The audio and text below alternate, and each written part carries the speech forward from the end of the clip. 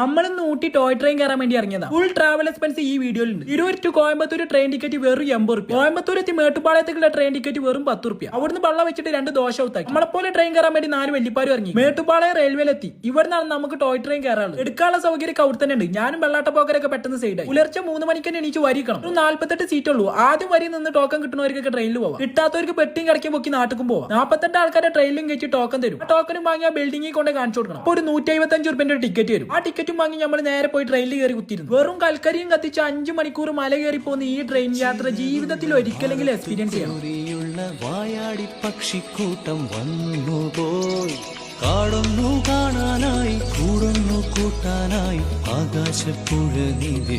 ഊട്ടിയിലെത്തിയിട്ട് തണുത്തിട്ട് നമ്മുടെ സുന്നാമണി പോലും വരും. അവിടുന്ന് ഒരു ബിരിയാണി ഔത്താക്കി കോയമ്പത്തൂർക്ക് 2 ബസ് കയറാൻ. ഒരു ബസ് ടിക്കറ്റ് 80 രൂപ, ഒരു ബസ് ടിക്കറ്റ് 15 രൂപ. ഇല്ലിപ്പാര വകയുള്ള ഫുഡ് ഔത്താക്കി Coimbatore to Tirur train ticket 80 രൂപ കൊടുത്ത് നേരെ വിട്ട് നാട്ടിക്ക് കഴിഞ്ഞ്.